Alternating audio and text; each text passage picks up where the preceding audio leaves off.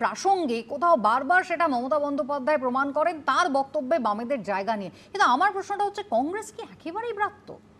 না না, আপনি কুসুমিতা, এই যে মাধাই আর শ্যাম, আমি একটু ডিফাইন্ড হতে হবে। তার কারণ হচ্ছে উনি কেন বলছেন রাম বাম শ্যাম, আবার এদিকে জগাই মাধাই গদাই।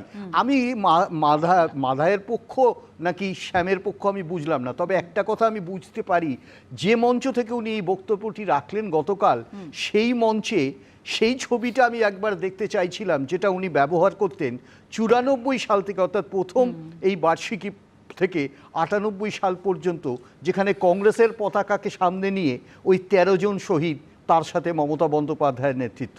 এখন প্রশ্নটা হচ্ছে, উনি কাকে অস্বীকার করছেন? গতকালকে দাঁড়িয়ে ওনার আইডেন্টিটিটাই গুলিয়ে গেল।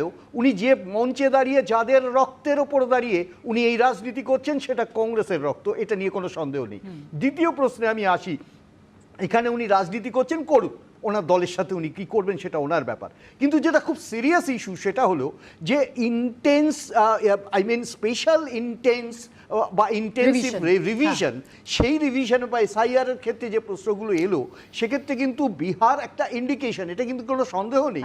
তার কারণ হচ্ছে, এর কাজটা কিন্তু প্রথম আমরা তৈরি করেছিলাম মহারাষ্ট্র নির্বাচনের পরে, 1,02,55,000, যার নাম আমরা দিয়েছিলাম এবং ইসিআইকে জমা করেছিলাম। তার পরবর্তী সময় কিন্তু আরেকটি আঙ্গিকে দেখছি বিহারে, ওই এসআইআর এর নামে বিভিন্নভাবে কিন্তু একটা রিসার্জেন্স হচ্ছে, এবং সেটা কিন্তু আমরা বারবার প্রোটেস্ট করছি। আরেকটি জিনিস বলে এখানে শেষ করি, শুধু মমতা বন্দ্যোপাধ্যায় তো শেষ কথা নয়, ভারতবর্ষের রাজনীতিতে বিহারও আছে, অন্য রাজ্যগুলোও আছে, এবং কংগ্রেসের কাছে তো আছেই।